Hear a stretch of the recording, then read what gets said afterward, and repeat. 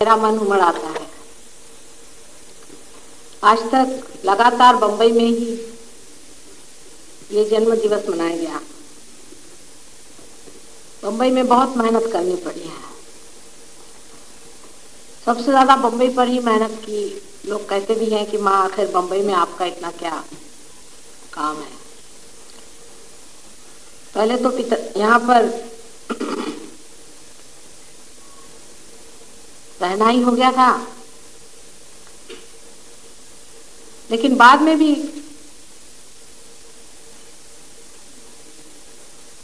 बंबई में काम बहुत हो सकता है, ऐसा मुझे लगता है। हालांकि बंबई पे कुछ छाया सी पड़ी हुई है। अभी दिल्ली में थोड़ा सा भी काम बहुत बढ़ जाता है। देहातों में भी बहुत काम हुआ है, हजारों लोग पार हो गए, इसमें कोई शक नहीं। लंदन जैसे शहर में भी बहुत काम हुआ है, लेकिन बंबई के लोगों पे कुछ काली छाया सी पड़ी हुई है। मेरे ख्याल से पैसे के चक्कर बहुत जरूरत से ज्यादा बंबई के लोगों में। बड़ी आश्चर्य की बात है कि बंबई में सालों लगातार मेहनत की है हमने, और सबसे कम सहयोगी बंबई शहर में है। इसका कोई कारण समझ में नहीं आता है। बहुत बार मैं सोचती हूँ, और जब लोग मुझसे पूछते हैं कि माँ आप बंबई पे इतना क्यों अपना समय देती हैं, आखिर बंबई में कौन सी बात है। हालांकि शहरों से मैं बहुत घबराती हूँ। शहरों के लिए तो ठग लोग काफी तैयार हो गए हैं, क्योंकि आपके जेब में पैसे हैं और ठग आपको ठगना चाहते हैं। और आप लोगों के पास पैसा है, आप ठगों के पास ज्यादा जाते हैं। जो लोग सर्कस बनाते हैं उनके पीछे में आप दौड़ते हैं। हजारों लोग ऐसे लोगों के लेक्चरों में दौड़ते हैं, असलियत को नहीं खोजते। वो पैसे की जो अहंकार देने की शक्ति है उसको आजमाते हैं। लेकिन तो भी बंबई पे मेरा बड़ा प्रेम है। उसकी वजह है बहुत बड़ी। शायद आप लोग जानते हैं कि महाकाली, महालक्ष्मी, महासरस्वती तीनों का उद्भव इसी बंबई शहर में हुआ है। इस धरती माँ ने न जाने क्या सोच करके आपके इस नगरी में ये पुण्य कार्य किया, और ऐसी शक्तिशाली चीज जो कि कहीं भी दुनिया में नहीं है, तीनों शक्तियों का यहाँ पर उद्घाटन किया। लेकिन लोग उस महालक्ष्मी के मंदिर में जाकर के भी सारे ही गलत काम करते हैं, और उसके पास की जो महालक्ष्मी की दूसरी दौड़ है उसमें अगर आप जाके देखो तो वहीं पे भीड़ लगी रहती है। न जाने लोग क्या खोज रहे हैं इस बंबई शहर में। मैं बहुत बार सोचती रहती हूँ कि इन लोगों के दिमाग कब खुलेंगे, कब ये लोग सोचेंगे, कब इनके दिमाग में ये बात आएगी कि सबसे बड़ी चीज आत्मा को पाना है। बगैर आत्मा को पाए आप परमात्मा को नहीं जान सकते। सब कुछ जो भी आप बाकी का कर रहे हैं सब कुछ अविद्या है, सब कुछ व्यर्थ है। आप जानते हैं कि परमात्मा का साम्राज्य अबाधित चल रहा है। सारी संसार उसने सारी सृष्टि बनाई, और आपको भी इसीलिए बनाया है कि उस परमात्मा को जाने जो आपका कर्ता, सृष्टा और आपका पालनहार है। उसकी शक्ति को आप समझें।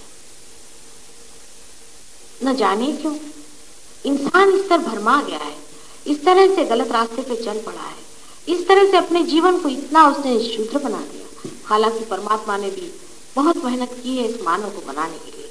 आप जानते हैं, एक अमीबा से आपको इंसान बनाया है। एक आप अपनी आंखें से टटेलें तो आपको पता होगा कि ये आंख कितनी महत्वपूर्ण है। इस आंख को कितनी खूबसूरती से उस परमात्मा ने गढ़ा है। इस सारे शरीर को उसने कितनी सुंदरता से बनाया है, और इस शरीर के अंदर वो पूरा यंत्र बना के रखा है जिससे आपको ये वरदान मिलने वाला है, और ये चाबी आपके अंदर खुलने वाली है।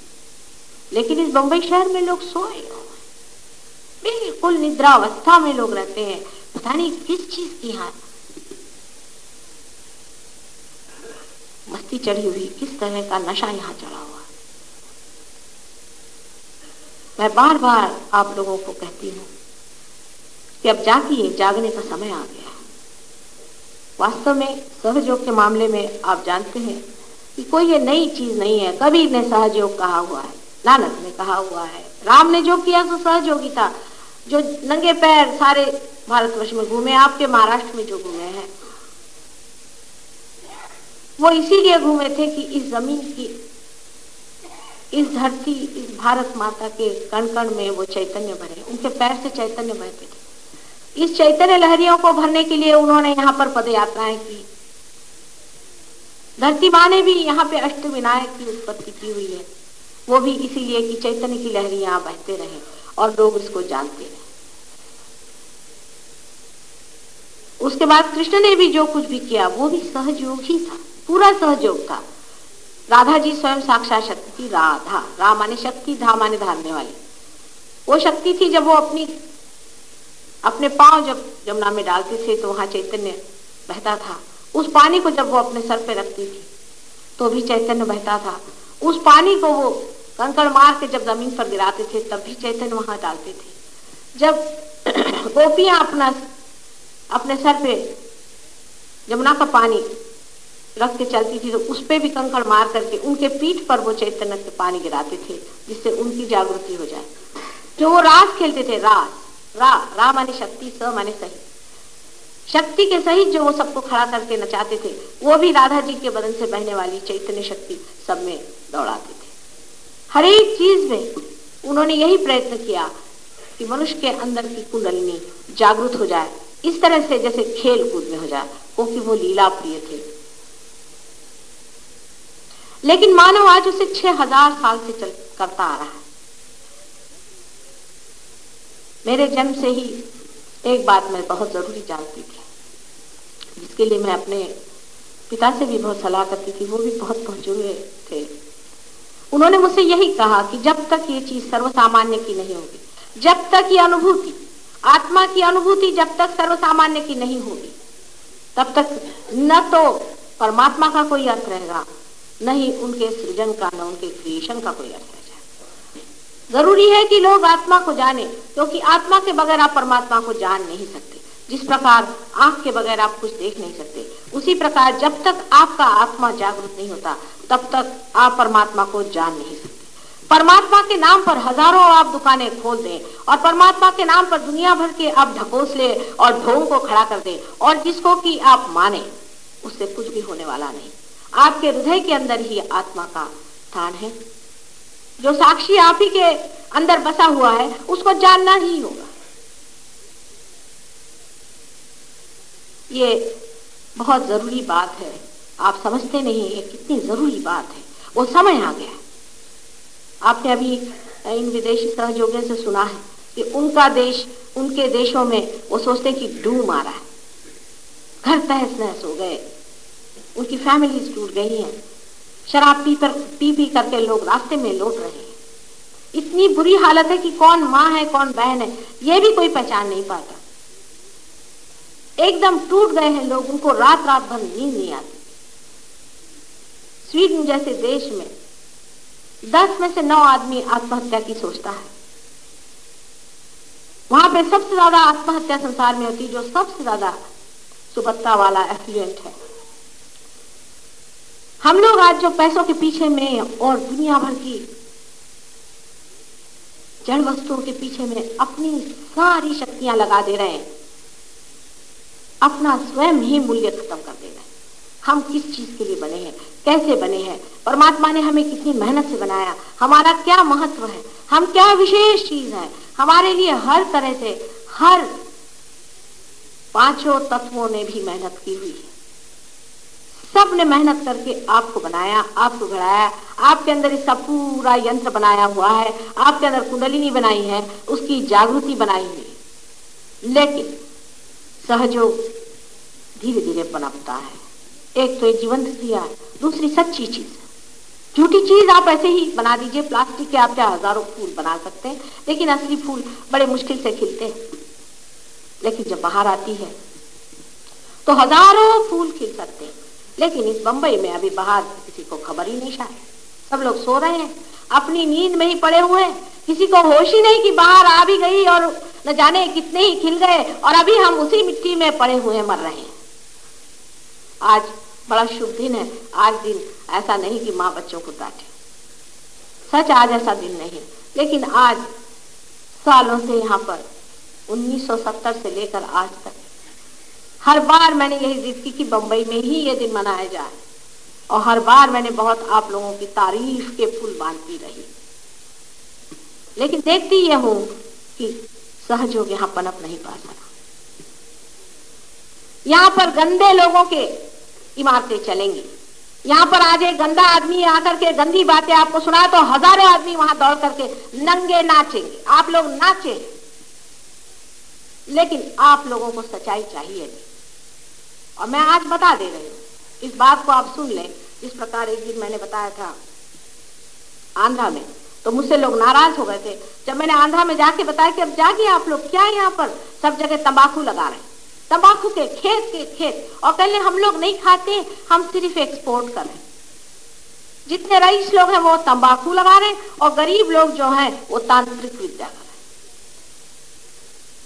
मैंने कहा खबरदार, बहुत हो गया, अब ये समुद्र आके खा जाएगा आपको। और आप देखिए मेरे 3 टेप्स पर कहा हुआ है और वही हो चुका। न जाने क्यों मुझे अंदर से इस कदर घबराहट हुई कि ये लोग कर क्या रहे हैं। क्या भूल गए कि परमात्मा हर एक चीज को देखता है, हर को नापता है, हर सिटी का अपना अपना पुण्य है, हर जगह का अपना अपना पुण्य है, उसकी भी कोई हद होती। उस हद से गुजर गए हैं लोग, तब फिर उसकी ताड़ना पड़ेगी और उसको सहना पड़ेगा। पिछले साल मैंने ऐसी जब वहां के पंडों का हाल सुना, और पंडों ने बहुत सताया, और गंगा जमुना पे बैठ करके जिस तरह से वो धर्म को बेच रहे हैं, तब भी मैंने ऐसी चीख कर कहा था कि इन पंडों से बच के रहे। अब देखा कि अपने खोमचे उठाकर सब भागे जब गंगा जी और जमुना जी पे मिला। ये शुरुआत, लेकिन आगे का भी सोचना होगा। जो आज मैं बता रही हूं आपसे, आगे का भी सोचना होगा। इससे आगे जो कल की अवतरण आने वाला है वो आपके सामने आकर ऐसे बताएगा नहीं, आपसे विनती नहीं करने वाला, आप पे मेहनत नहीं करने वाला, आपको रियलाइजेशन देने नहीं वाला, आपके कैंसर की बीमारियां ठीक नहीं करने वाला। वो तो हाथ में तलवार लेके खटाखट आखिरी चीज करेगा। उस वक्त सर्वनाश, यही उनका कार्य है। सहयोग में बहुत अच्छा है, इसमें इंटीग्रेशन है, सुख है, आनंद है, शारीरिक सुख है, मानसिक सुख है और परमात्मा का आशीर्वाद है। बहुत सुंदर है। लेकिन कल की युग में ये नहीं होने वाला। कल की के अवतरण के बारे में आपने सबने सुना है और वो होने वाला है। उससे पहले थोड़ी सी मियाद है, थोड़ा सा समय है, उसमें मेहरबानी से अपनी आत्मा की आंखें खोलें। आपके अंदर आत्मा हमेशा वास करता रहा और आपकी कुंडलिनी भी आपके साथ हमेशा रहती है। लेकिन आज तक कुंडलिनी को न जाने क्या क्या लोगों ने बना रखा है, जो कि आपकी स्वयं माँ है, और आप भी उस चीज को हर समय किस तरह से सुनते रहे। मेरी यही समझ में नहीं आता है कि कुंडलिनी जो कि आपकी स्वयं की माँ है, उसके ऊपर गाली गलौज लगाने वालों की बातें आप बड़े प्रेम से सुनते रहे और उनके लिए रुपया दे दे करके, और वहां आपने घंटों लगा दिया, उनके टेप लगा लगा करके भक्ति से आपने उनकी गुरु विद्या सीख ली। जो आपकी माँ पे गाली लगाते हैं, ऐसे लोगों को आपने माना है। सबसे पहले आप जान लीजिए कि परमात्मा ने जब ये सृष्टि बनाई थी तो पहली चीज उसे गणेश जी को बिठाया था, जो पवित्रता की द्योतक, जो पवित्रता ही है। पहली चीज पवित्रता संसार में बनाई थी, और जिस इंसान में पवित्रता नहीं होगी उसको परमात्मा की बात करने का कोई भी अधिकार नहीं, क्योंकि सहयोग में आने के बाद आपकी पवित्रता बनती जाती है। बहुतों की तो अपने आप ही बन जाती है, ये तो पूर्व संपदा की बात है, पर बहुत से लोगों की धीरे धीरे बनती है। यानी आप सोचिए कि जहां से आप आए हुए 16,000 आदमियों ने शराब पीना छोड़ दिया। इसलिए लोग सहयोग में नहीं आते कि माता जी फिर कहेंगी कि आप शराब मत पीजिए। मैं नहीं कहती, अपने आप छूट जाता, क्योंकि जब मन की मदिरा आप पीने लग गए, जब आपको अपना ही आनंद आने लग गया, जब मन से ही अमृत झरने लग गया, तो आप शराब क्यों पीजिए? मुझे कहने की जरूरत क्या है? अपने आप, ये जो आज आपके सामने खड़े हुए हैं, ऐसे हमारे वहां 300 पक्के लोग हैं जिन्होंने पूरी तरह से सब चीज अपने आप से छोड़ दी, और ये लोग तो ड्रग्स तक लेते थे। कोई मैंने जाकर उनसे नहीं कहा था कि आप ड्रग्स छोड़िए, आपके अंदर की शक्ति है, आपके अंदर की पूंजी है, आप उसे खोल लीजिए। बस इतना ही मुझे कहने का है। लेकिन ये बात कहने पर नाराज होने की भी कौन सी बात है। मैं कहती हूँ कि तार्किक लोगों को भी सोचना चाहिए कि माँ क्या बुरे के लिए कहे। कोई माँ अपने बच्चे से कहेगी कि जो गलत काम है वो सही है, पर सहयोग में आने से पहले मैं कुछ भी नहीं कहती। जैसे भी आप हैं, जो भी आपको बीमारी है, जैसी भी आपकी हालत है, हमारे सर आंखों पर आप आइए और उसके बाद आप इसे पा लीजिए। सहयोग आपके अंदर आमूलाग्र ऊपर से नीचे तक बदल देता है, क्योंकि ये जीवंत क्रिया है। जैसे एक पेड़ है, वो जीवंत है, उसके अंदर अगर कोई खराबी हो जाए तो आप उसके अंदर ऐसा कोई द्रव्य डाल सकते हैं जिसके कारण पूरा ऊपर से नीचे उस ठीक हो सकता है। लेकिन जो मरी हुई चीज है, समझ लीजिए बिल्डिंग है, इसके अगर तहखाने में कोई खराबी हो जाए या इसके दीवारों में कोई खराबी हो जाए तो उसे हम ठीक नहीं कर सकते। आप जीवंत हैं, आपके अंदर ये जीवंत क्रिया घटित होती है। इसके लिए परमात्मा ने आपको धीरे धीरे धीरे धीरे एक एक चक्र बना के इतना सुंदर बनाया। लेकिन क्या आप अपने बारे में कुछ भी नहीं जानना चाहते? क्या आप अपनी शक्ति को बिल्कुल ही नहीं पाना चाहते? आपके अंदर बने हुए एक चक्र कितने सुंदर हैं, कितनी मेहनत से बने हुए हैं, और वो लालायित है। आपकी कुंडली जो है बैठी हुई है, हजारों वर्षों से आपके साथ जी रही है और चाह रही है कि वो क्षण आ जाए जब आप परमात्मा को पा लें। लेकिन उसके लिए कितना आपसे मुझे कहना होगा, कितना आपका आर्जव करना होगा। आपको भी तो थोड़ा सा सत्य को मांगना होगा। सत्य आपके पैर पे गिर के मांगने वाला नहीं। सत्य आपसे कोई वोट नहीं मांग रहा है, सत्य आपसे रुपया पैसा नहीं मांग रहा है। आप खरीद नहीं सकते सत्य को, यही सत्य का दोष है। अगर आप सत्य को खरीद सकते और आपका अहंकार उससे अगर पूरित होता तो आप लगे रहते। जैसे और गुरुओं के पीछे में आप भाग रहे और फालतू अपना समय बर्बाद कर रहे और अपना रुपया बर्बाद कर रहे। आप ही अपने गुरु हैं, आपको क्या जरूरत है किसी के पीछे भागने की। आप इसे पाइए, इसको जानिए, थोड़ी सी तो भी अपनी कद्र करें, अपनी इज्जत करें, अपने को समझें। ऐसी छोटी छोटी चीज में और बेकार की चीजों में इस महान मूल्यवान मनुष्य धारणा को न फेंकें। अभी दिल्ली के प्रोग्राम में न जाने कितने ही लोग पार हो और बहुत लोग आए, हर तरह के।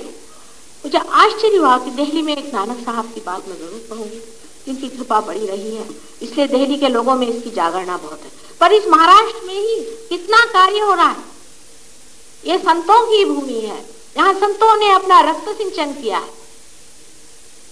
इस महाराष्ट्र में बहुत कार्य हो सकता है, लेकिन इस मुंबई नगरी जो कि उसकी राजधानी मानी जाती है, न जाने क्यों इतनी संतों से रहित, इतनी सत्य से रहित, नास्तिकों से भरी हुई, इतनी पाप नगरी क्यों हो गई। आप पे बड़ा भारी उत्तरदायित्व है, आप पे बड़ी भारी जिम्मेदारी है। कल परमात्मा आपसे पूछेगा कि बेटे आपने क्या किया, उस पाप में भाग लिया तुमने, उस पाप में तुम समागम कर गए। फिर लोग आते, माँ हमारे बच्चे का ऐसा क्यों हुआ, हमारे बच्चे को ये तकलीफ क्यों हो गई, हमारे बेटी को तकलीफ क्यों हो गई, हमारा ऐसा क्यों हो गया। आप क्या करते रहे, आप कहां थे? जिन देशों से आज ये लोग आके बातें कर रहे हैं, वहां जाने पर आपकी भी आंखें खुली। आप उसी रास्ते पे चले जा रहे हैं, लेकिन वो किस गड्ढे में जाके गिरे हैं वो आप देख नहीं सकते, क्योंकि आपके सामने सिर्फ उनका चलता हुआ रास्ता दिखाई दे रहा है, लेकिन वो गड्ढा नहीं दिखाई दे रहा जहां वो अपने सर ढूंढ रहे हैं और कोशिश कर रहे हैं कि किसी तरह से उसमें से निकल भागे। और जब वो कोशिश उनकी नहीं बन पड़ती तो आत्महत्या करते। आत्महत्या करके भी कौन बच सकता है, कोई मरता ही नहीं, फिर से वही जन्म आएगा और वही विधा, वही आफत, वही आतंक। कैंसर की बीमारी एक बड़ा भारी, एक तरह से आप लोगों के सामने एक शैतान खड़ा हुआ। उसे देखकर तो भी आप समझ लें कि सहयोग के सिवा आपका कैंसर ठीक हो नहीं सकता। आप कितनी भी कोशिश कर लें, आपका कैंसर सहयोग के सिवा ठीक हो नहीं सकता। अभी डॉक्टर बरजोर जी जो आपके सामने थे, इन्होंने लंदन में भी कैंसर ठीक किया। लंदन में कैंसर ठीक किया। अब डॉक्टर लोगों के पास जाइए, यहाँ पे हमारे डॉक्टर भी बहुत से शिष्य हैं, वो भी कैंसर ठीक करते हैं। लेकिन जब डॉक्टरों के पास जाइए तो कहेंगे हमारे पास लिस्ट दीजिए आप कि कितने लोगों को आपने ठीक किया। ये प्यार का खेल है। क्या आप अपने घर में आए हुए मेहमानों की लिस्ट देते हैं किसी से? क्या आप ये बताते हैं कि उसको कितने निवाले खाने खिलाए? ये जो पैसे पर काम करने वाले डॉक्टर हैं, ये क्या समझ सकते हैं प्यार? ये क्या माँ को समझ सकते हैं? इनके बस का नहीं है ये समझना। ये लोग तो हमसे ऐसे उल्टे सीधे सवाल पूछते हैं, मुझे बड़ा आश्चर्य होता। मुझे तो ये भी नहीं पता कि कितनों को ठीक किया, कितनों को नहीं किया। गंगा बह रही है, जो ठीक हो गया वो ठीक हो गया, जो नहीं ठीक हुआ नहीं ठीक हो। उसमें क्या कोई हिसाब लगाती है कि कितनों को ठीक किया, कितनों को आशीर्वाद दिया, कितनों को पानी पिलाया, कितनों ने घड़े भरे? प्यार की महिमा आत्मा के प्रकाश के बगैर कभी नहीं दिखाई। आत्मा का प्रकाश पहले खुलने दीजिए। आत्मा की रोशनी में आप देख सकते हैं कि प्यार चीज दूसरी होती। आज तक आपने जाना ही नहीं कि प्यार क्या। प्यार की शक्ति कितनी प्रचंड है, कितनी महान शक्ति है, और इस शक्ति से बढ़ के कोई और सूक्ष्म शक्ति हो ही नहीं सकती। आप यहाँ बैठे बैठे किसी भी आदमी को आप पार करा सकते हैं। यहाँ बैठे बैठे आप किसी भी आदमी को का भला कर सकते हैं और कल्याण कर सकते हैं। इसकी शक्ति कितनी सूक्ष्म है और कितनी गतिमान है, आप समझ भी नहीं सकते। आपका सारा साइंस वगैरह इसके पांव के नीचे भी नहीं आ सकता। पर आप इसके अंदर तो आइए, इसको देखिए तो किस गरूर में आप बैठे हुए हैं। ये गरूर से भी अंधापन बहुत ज्यादा है, बहुत ज्यादा अंधापन है। और कभी कभी मुझे बड़ा दुख लगता है कि कब इसके बारे में लोग जागरूक होंगे और इसे पाएंगे। कल मैं आपको ये बताऊंगी कि आप क्या हैं, आप क्या चीज है, आपके अंदर कौन सी चक्र है और कैसे कैसे वो गतिमान होते हैं, और किस तरह से सुरति या कुंडलिनी आपकी माँ किस तरह से आपको बढ़िया तरीके से पार कराती। कितनी कलात्मक है, कितनी सुंदर है, कितनी प्रेममय है। इसको समझ लेना आपका परम कर्तव्य है। यह आपके साथ जन्म जन्मांतर रही है और इसको पा लेना भी आपका सबसे बड़ा यही तो एक ध्येय है। आप किस लिए पैदा हुए, किस लिए मनुष्य बने, किस लिए अमीबा से आज तक आपको इंसान बनाया गया। समझ लीजिए ये बड़ा भारी सा इंस्ट्रूमेंट बनाया हमने और इसको अगर मेन से लगाया नहीं तो इसका क्या अर्थ निकलता है? इसका कोई अर्थ ही नहीं, व्यर्थ हो गया। और इसके बनाने वाले का भी क्या अर्थ हुआ? परमात्मा का भी कोई अर्थ नहीं लगने वाला। लेकिन परमात्मा भी आपके सामने झुकता है एक जगह कि आपको स्वतंत्रता है। आपको स्वतंत्र किए बगैर यह कार्य नहीं हो सकता था आगे, इसीलिए आपको स्वतंत्र किया गया। लेकिन स्वतंत्रता का मतलब बेछूटपना तो हो नहीं सकता। अगर कोई अगर एरोप्लेन के हिस्से कहे कि हम स्वतंत्र हैं, हम जहां चाहे जैसे चिपक जाएं और जब चाहे निकल जाए, तो वो क्या एरोप्लेन चल सकता? आप अगर एक संबंध पूरे एक परमात्मा के अंग प्रत्यंग है, अगर आप उस विशाल विराट के ही रक्त मांसपेशियां हैं, तो क्या आप अपना अलग व्यक्तित्व रख सकते हैं और कह सकते हैं कि मैं स्वतंत्रता से चलूंगा? जैसे ही आपने ये कह दिया आप मैलिग्नेंट हो गए, आप एक कैंसर हो गए उस शरीर के। जैसे ही आपने सोच लिया कि मुझे जो करना है मैं करूंगा, उसी जगह आपको जानना चाहिए एक तो आप जानते नहीं कि सारे परमात्मा और उसके एक एक अंग प्रत्यंग में बसे हुए जो भी महान, जिसे चिरंजीव आपने कहा, ऐसे लोग हैं, वो सब आपको देख रहे हैं। जैसे ही आप इस कैंसरस स्थिति में चले जाएंगे, आप नुकसान पहुंचाएंगे अपने को भी और उस विशाल देह को भी जिसने आपको समाया रखा। इसका विचार आपको रखना चाहिए। बहुत जरूरी है कि अब समय बहुत कम है, बहुत कम है। आप समझ सकते हैं कि 1970 से लेकर के आज तक इस बंबई शहर में मैंने महीनों काटी, बहुत मेहनत की। जैसे इन्होंने कहा सबसे ज्यादा मेहनत मैंने बंबई में, बहुत ज्यादा मेहनत की। लेकिन बंबई के लोग बहुत मुश्किल है। या तो यही हो कि अति परिचात अवधियां होती, लेकिन ऐसे सोते रहने का अब समय बीत गया। कृपया आप लोग जागे। कल आप अपने साथ और लोगों को ले आइए जो आपके अड़ोसी पड़ोसी हैं, और हो सके तो आज हमारा जो प्रोग्राम इसके बाद होने वाला है कव्वाली का, उसमें मैं आपको आत्म साक्षात्कार देने का प्रयत्न करूं। उस वक्त आप सब लोग मेरी और इस तरह से हाथ करके बैठे और आपको धीरे धीरे हाथ में ठंडी ठंडी हवा आने लग जाएगी। आप देखेंगे कि आपके हाथ के अंदर ये चैतन्य की लहरियाँ ठंडी ठंडी आने लगेंगी। इन ठंडी ठंडी लहरों के बारे में श्री आदि शंकराचार्य ने आपको बहुत विशद रूप से बताया है। बाइबल में भी बताया है कि होली घोस्ट माने आदि शक्ति के अंग से ये ठंडी ठंडी लहरें निकलती हैं। आदि शब्द इसका वर्णन है, कोई ये नई चीज नहीं है, लेकिन आज तक सर्वसामान्य के लिए घटित नहीं हुआ था और ये चीज सर्वसामान्य को मिलनी चाहिए। दो चार को ही मिली हुई चलती नहीं है। इस वजह से ये कार्य आज इस कलयुग में करने का आवश्यक था। आप लोगों ने आज मेरी इतनी बधाइयाँ दी हैं, इसमें से बहुत से सहयोगी भी हैं और सहयोगी लोगों के लिए मैं इतना ज़रूर कहूँगी कि बम्बई में क्योंकि इसके ब्रांचेस बहुत नहीं होते, ये प्रसार कम होता है, इसलिए जो सहयोगी हैं बड़े गहरे भी, बहुत गहरे को सहयोगी हैं और यहाँ की गहरापन सहयोगियों का जो प्रशंसनीय है, क्योंकि इसकी बहुत सारी शाखाएं नहीं होती हैं।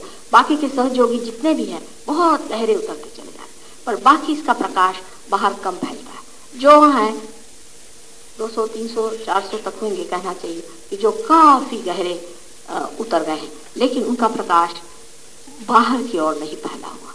इसलिए मुझे आपसे कहना है कि और जो आपके मित्र हों, सब लोग हों, उनको खाना खिलाना, घुमाना फिराना, इस तरह की बेकार की चीज़ों में उलझाने से अच्छा है कि आप इस पुण्य का लाभ उठाएं कि उनको आप भी लोग यहाँ पर ला के पार करवा दें। यहाँ आप जानते हैं कि कोई पैसा रुपया और कोई चीज़ नहीं चलती, सिर्फ यही है कि आपको पार होना पड़ता है। अब इसमें कोई वाद विवाद करने से कोई पार नहीं होता है, झगड़ा करने से कोई पार नहीं होता। जो पार है वो पार है, जो नहीं है सो नहीं। आपको पार होना है तो आप पार हो लीजिए, एक बार आइए, दो बार आइए, जरूर इंसान पार हो जाता है।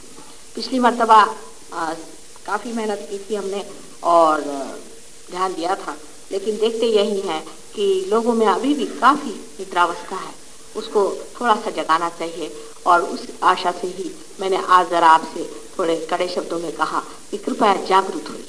कर धीरे आवाज़ सुनाई नहीं देती, कर मधुर आवाज़ सुनाई नहीं देती, कर मंजुल बात सुनाई नहीं देती, तो फिर थोड़ा सा कड़ा होना पड़ता है और कहना पड़ता है कि बेटे जागो, बहुत देर हो गई, सूर्य कब का आकाश पे आ गया, न जाने कब डूब जाएगा, फिर से अंधेरे में, हमेशा के अंधेरे में डूब जाओगे। एक माँ का हृदय है और वो विकल हो जाता है, कभी कभी बहुत व्यथित भी हो जाता है, इसे समझना चाहिए। आज आप लोगों से मैं एक ही वादा चाहती हूँ कि अगला जन्मदिन मैं यहाँ करूँगी, लेकिन आप बहुत तादाद में सहयोग को प्राप्त